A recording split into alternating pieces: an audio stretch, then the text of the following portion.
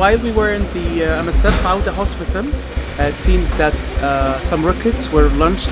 We don't know from which side to which side, but it seems that a tension is happening in Gaza, and we had to evacuate back to the office.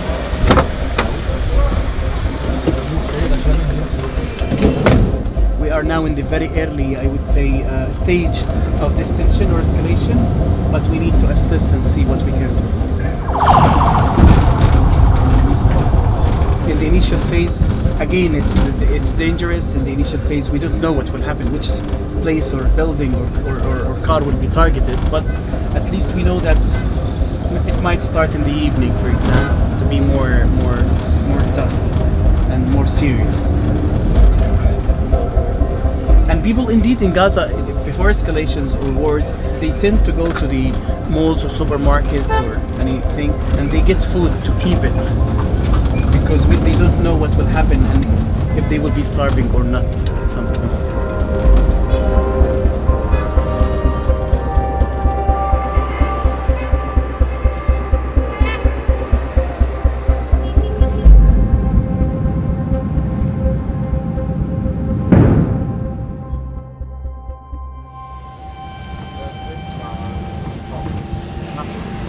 So this is Gaza Strip, which is 365 kilometers square, and with more than 2.17 million as a population, which makes it one of the most densely populated areas in the world.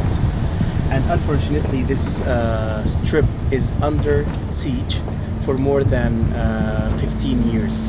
And when I say siege, it's a real siege, with walls all around Gaza from all sides except for the seaside, with walls underground and walls above the ground that people cannot move except by two borders.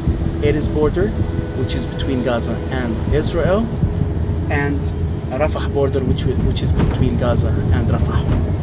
And for sure there is a huge restriction on the movement of people, and people can feel the siege.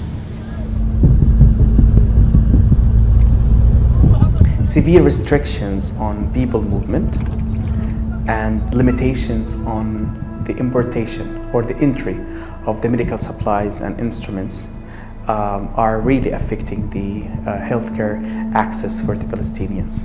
And we're not talking about only these escalations. We're talking about an occupation that has been imposed on Palestine for years and years, and the cumulative effect on the healthcare system is for sure catastrophic.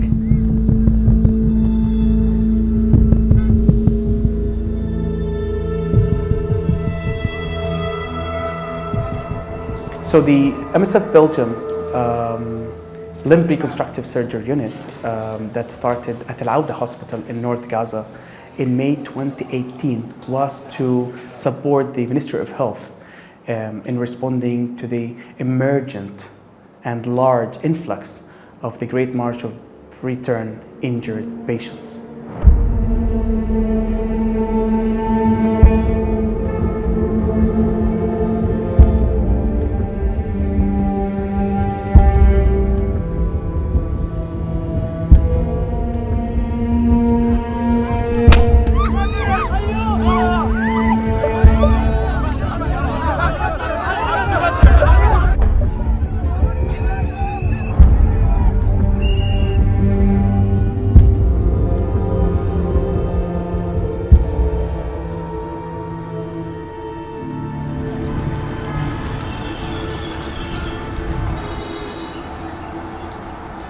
And since then, we have upgraded our hospital. And for now, we have 2 operation theaters. We have 27 inpatient department. We have a highly specific microbiology lab. And we have a multidisciplinary and comprehensive outpatient service. So I believe that this project came based on a real humanitarian need. And I would say that it developed with time. And now we are providing a real high quality service to the patients, and we can see the impact we are doing in the healthcare system in generally in Gaza.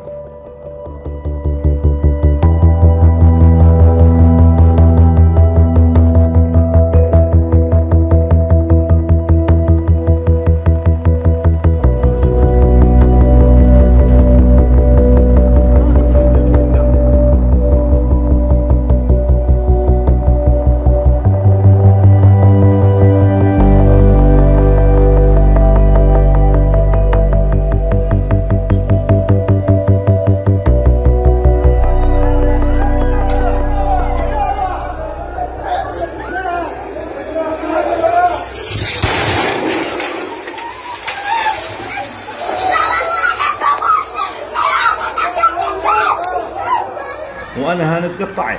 اللحظه هذه انا ما حسيت بشيء، حسيت اني انا مقطع وقاعد بتشاهد وبستنى اميل على اليمين او على الشمال استشهد، انا يعني افقد الوعي. على اي جهه بدي اموت، يعني بني ادم طلع ما فيش فيه ولا رجل ولا ظهر ولا ليش، كله مفكك. خذوني في الاسعاف من هان على المستشفى، اعلنوا استشهادي وحطوا لزقوا علي اني انا شهيد، واعلن الاعلام شهيد سابع. شهيد سابع في الهوايه. وربنا سبحان الله بعد اللي هو تقريبا 10 دقائق او 3 دقائق صرخت، قلت صرت اقول رجلي، فتم اللي هو دخولي على العمليات وبدل رجلي بالكامل زائد اهلي واولادي وزوجتي. وبعد 38 يوم تم زياره زوجتي واولادي، وكانت يعني لحظه مش هينه ولا سهله.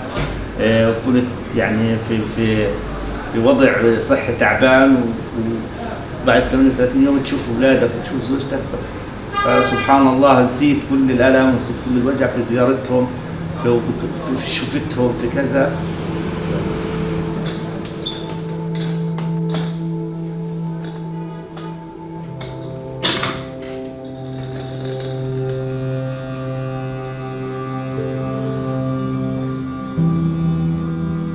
عمل الكرسي اللي انا اقعد على وانا قاعد زي اكني واقف، لان الحلاقه بدها رجلين بدها كذا، فوفر لي ان انا اكون مرتاح، اشتغل وانا مرتاح.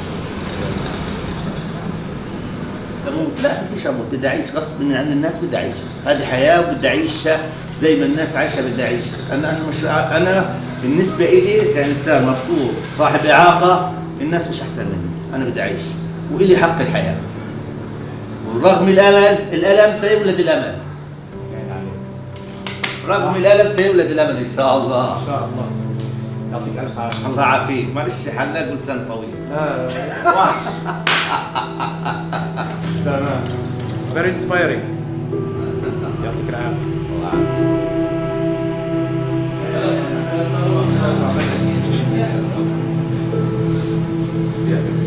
تمام.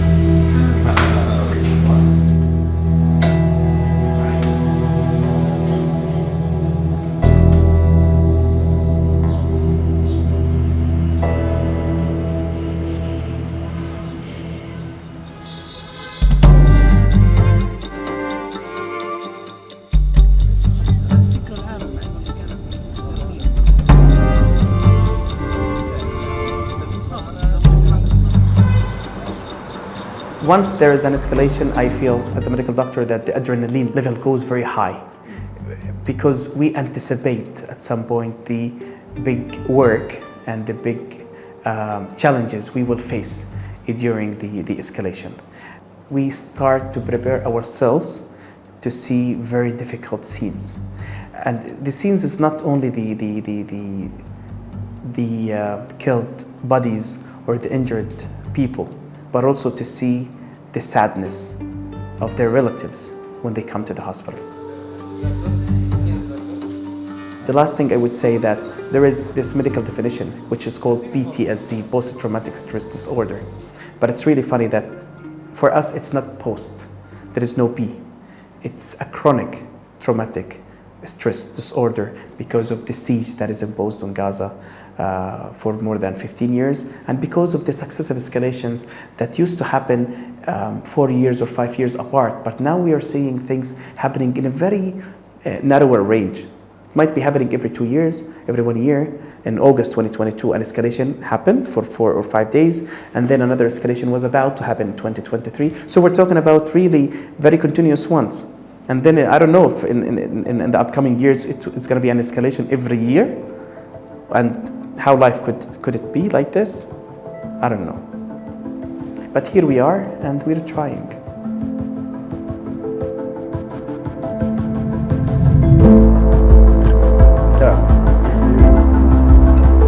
Yep. Good.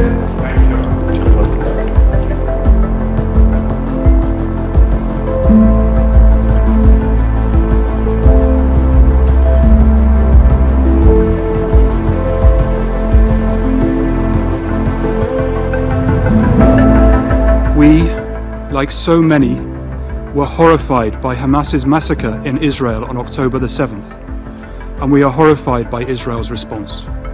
Israeli forces have attacked our convoys, detained our staff, bulldozed our vehicles, hospitals have been bombed and raided, we have watched our patients and our colleagues be killed and maimed. This pattern of attacks is either intentional or indicative of reckless incompetence. We have watched members of this council deliberate and delay while civilians die. Our teams are beyond exhausted. This is not just political inaction, it has become political complicity.